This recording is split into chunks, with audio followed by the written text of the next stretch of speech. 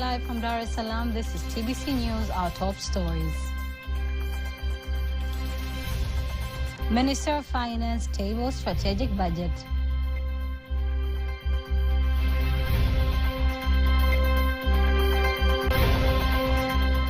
East Africa budget centers on people.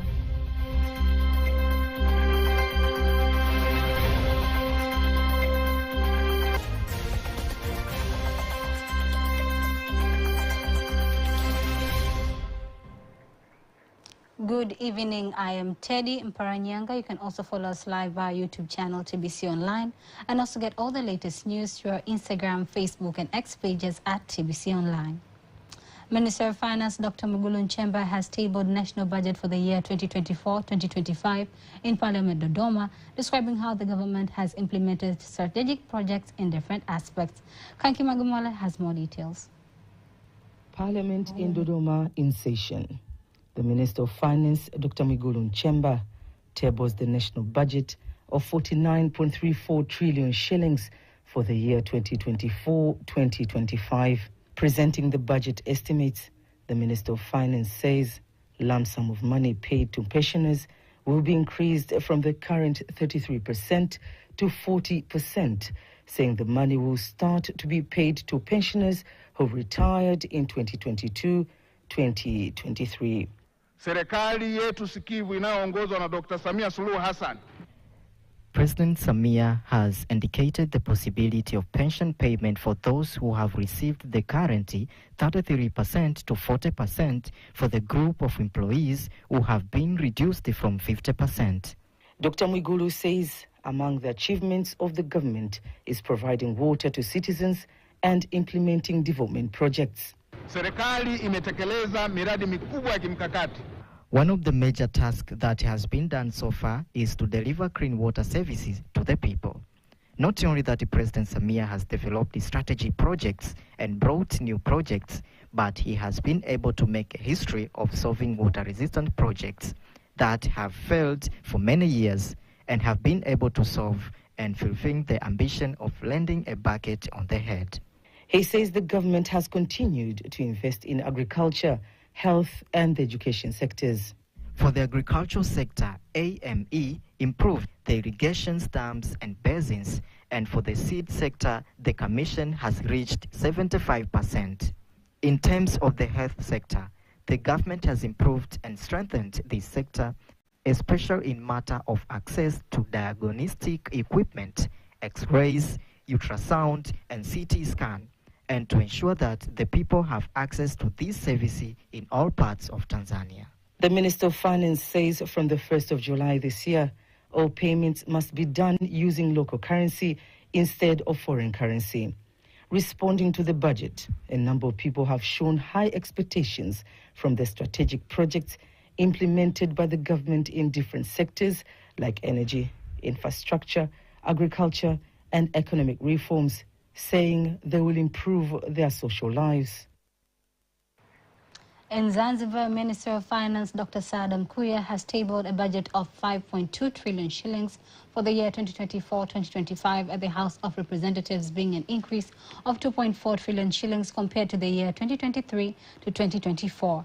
Presenting the estimates, Dr. Mkuya says some of the priorities of the budget includes controlling inflation to remain at a single digit.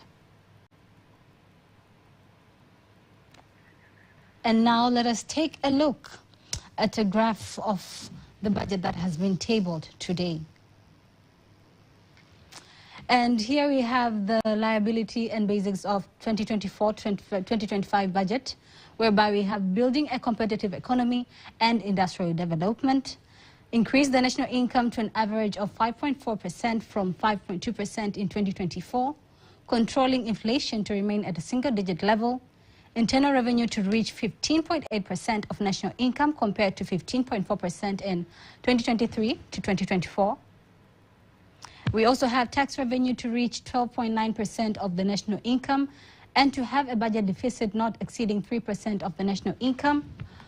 Foreign currency reserves to be at a level sufficient to import essential goods abroad in a period of not less than 4 months. And we also have increasing the participation of the private sector in business activities. but also in terms of budget implementation. This is a general analysis of the money that was set aside, where we, in the year 2023 to 2024, the budget that was set aside was a sum of Tanzanian shillings 4.39 trillion shillings. And in terms of development, the budget that was set aside was 14.08 trillion Tanzanian shillings.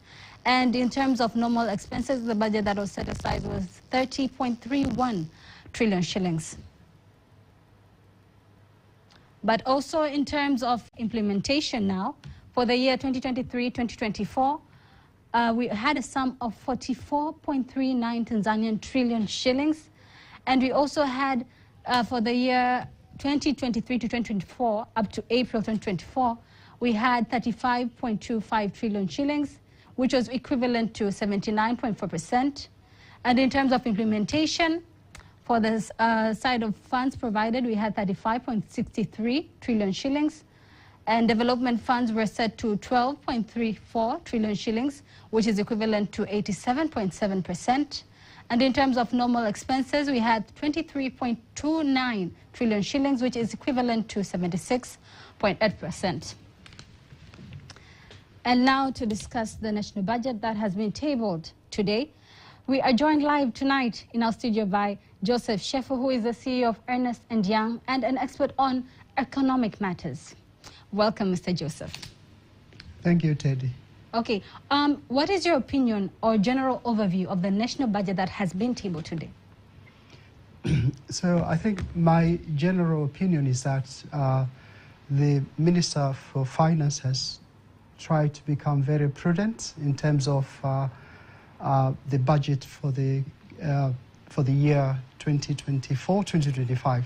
Why I'm saying that is because if you look at the backgrounds of the budget, it comes at a time when the government has got major infrastructure projects which are at their peak. These have to be completed, and when Madam President Dr. Samia Suluhu Hassan coined the slogan Kazi Endelee, she actually meant a lot in terms of the projects that are under CCM manifesto and the particular phase of the government had to be completed. So they have tried to become very conservative in terms of how do we plan for this year. So in a very simple nutshell, you'd actually realize the increase in the budget compared to the last year, the year which is being completed, moving from 44.4 trillion to 49.4 trillion is about 11% increase.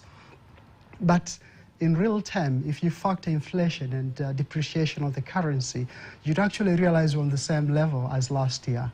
So in dollar terms, you'd probably be, it was $18.4 billion, and in equivalent dollar terms now is about $18.9 billion. So in dollar terms, because of the depreciations of the currency, the budget is more or less the same as was last year. So it's been pretty prudent in terms of the government. I think there's a more fiscal discipline, and accountability that's really need to go there to make sure we implement. If you look at the sector allocation also, hasn't really changed much compared to last year.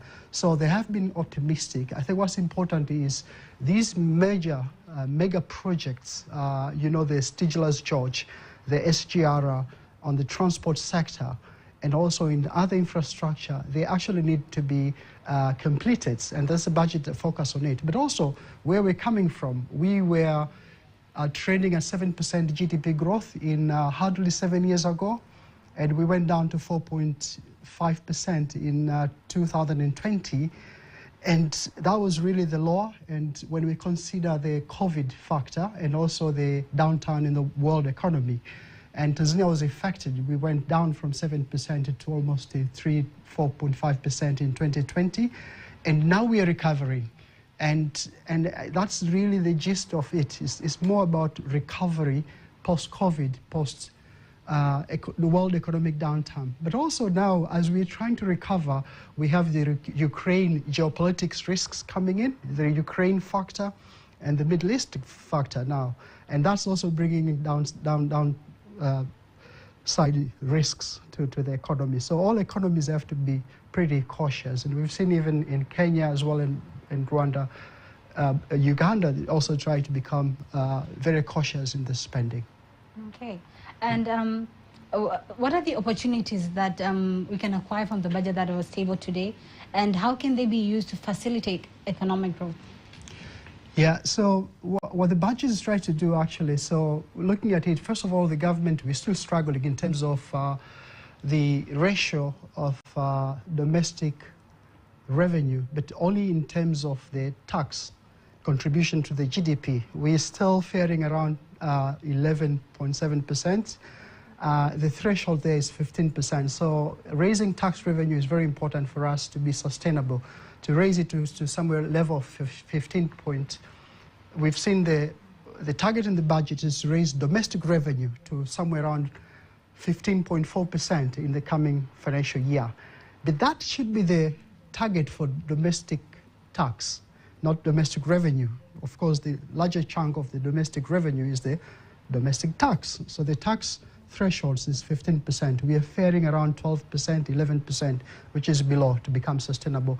So what we've seen the government is try to increase this tax base in terms of bringing everybody on to increase more contributors to the national tax. So one aspect is we've seen that we have what is so-called you can term them as small traders who are not effectively participating in contributing to the tax revenue, so trying to bring them into the net of the tax revenue. But also, as part of this budget, the government is trying to implement the blueprints. Blueprints is key to private sector participation, because typically private sector participation will actually increase the tax net, like you will increase the source of tax and the net of tax and the tax base, and through easing of doing business.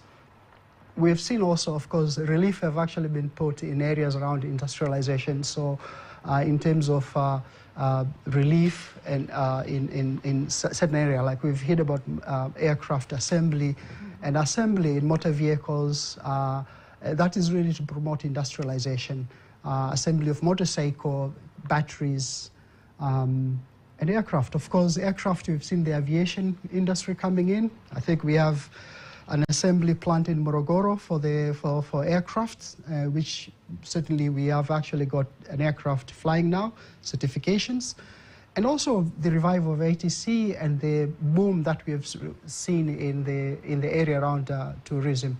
So in the agricultural sector, value chain, and also in the mineral sector in terms of promoting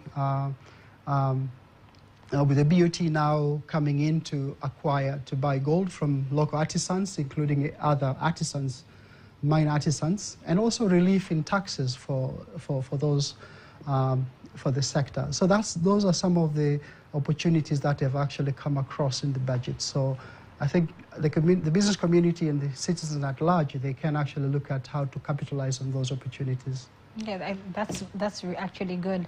And among the sectors that have been mentioned or given priority in the budget, one of them is the agricultural sector. What does this signify in terms of economic growth? So agricultural sector is the highest contributor to the GDP, and that has always been the case in the past. But again, there is risky there in terms of the agriculture in Tanzania still rely on natural phenomena like weather. So we need to mechanize our agriculture, and also we've seen that in our development vision 2050, but also in some of the areas that we focus is food security. So we are very complacent, I would say so, that as much as we are 61 million people, we are still able to feed ourselves and sell surpluses through subsistence farming. Non-mechanized farming is sufficient to feed us, but the population growth is 3% year on year.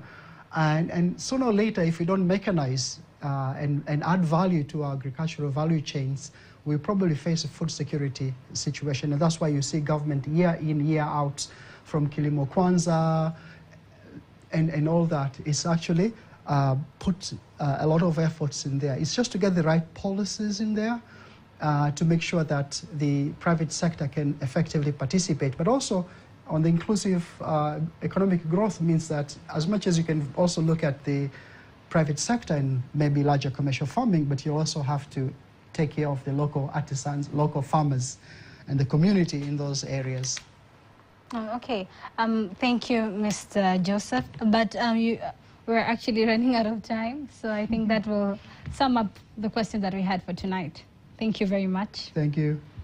Okay, and before we wind up our local news tonight, let us now take a look at the exchange rates according to the Bank of Tanzania, BOT.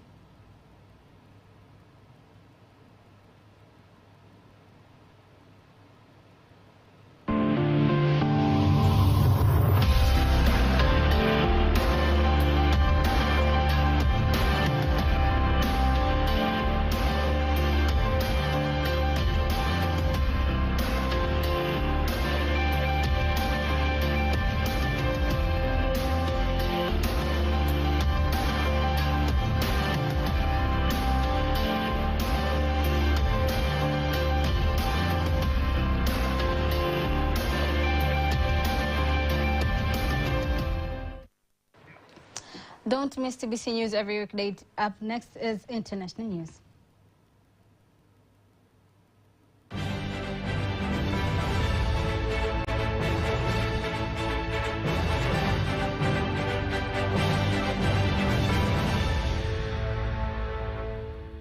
And here is international news as compiled by Nyambona Masamba. Haiti new cabinet has been appointed as the country grapples with spiraling violence from criminal groups. A lineup of groups, including new names, is moved away from figures who served under the previous Prime Minister Ariel Henry. The Prime Minister, Gary Conil, will also serve as the interior and control the security forces and intelligence governing. He said a pilgrimage begins with return to climate of security. Without security, no lasting progress will be made. It is crucial our police and soldiers are well prepared to face. In Latin America, rescue operations are underway in central Chile after a major flooding. Hundreds of people have been displaced by heavy rains and mudslides. Authorities are urging people to voluntarily evacuate areas of risk. Schools have been temporarily suspended in 5 regions. In Brazil, a large fire in the largest tropical wetland is fueling concerns that more fires gonna follow. For days now, flames are destroying part of Pantanal in central western Brazil. Satellite data shows fires have increased near 10-fold so far in this year. The area is home to a variety of animals, including jaguars and giant tortoises. To East Asia, a large fire has broken out at an oil refinery in El Bal, in Kurdish region of northern Iraq. Around dozens of firefighters team are trying to control the flames, which broke out on Wednesday. Witnesses near the area report hearing explosion prior to the outbreak of the fire. In Iran, Iran's acting foreign minister is on 2-day visit in neighboring Iraq. Al-Bakr is scheduled to meet Iraqi's president and prime minister. Is also planning to visit the Kurdish region in northern Iraq. To Latin America again, protesters in Ecuador are opposing government's plans for an increase of fuel prices. Demonstrators banned a photo of President Daniel Babao as they marched towards the presidential palace on Quito. His government promised to remove fuel subsidies as a part of agreement with the International Monetary Fund. Similar actions are triggered to rebellion led by Ecuador indigenous movement in recent years. And a fleet of warship has sailed into the port of Cuba's capital Havana ahead of planned military exercise in the Caribbean. U.S. officials say they are tracking the vessels, we said, including nuclear-powered submarine. Firing 21-gun soda had come to Havana Bay. A Russian Navy flotilla docked the island for the first time since the outbreak of the war in Ukraine. En route, a Russian frigate fired artillery and drones. The Biden administration said the deployment is notable but not dangerous. That was international news. Sports news up next.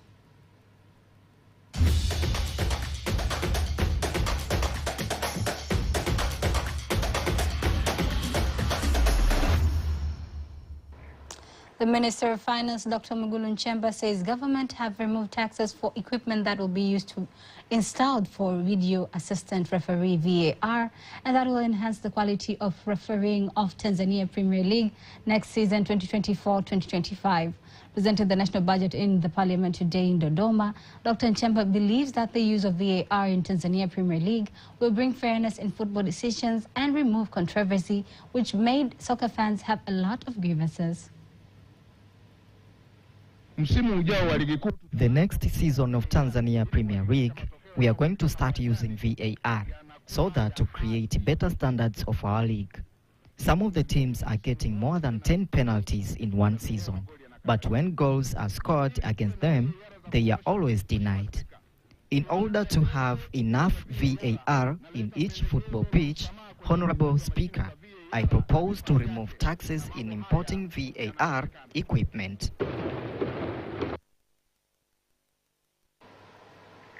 Dr. Nchemba added that the government have set aside budget for Tanzania national team Taifa Stars to participate well in the coming African Cup of Nations to be hosted in Tanzania in the collaboration of Kenya and Uganda, as well as constructions of new stadiums. And that marks the end of our news bulletin for tonight. Don't miss our next bulletin in Kiswahili at 11 p.m. On behalf of the whole team, I am Teddy Mparnyanga. Have a lovely, lovely night.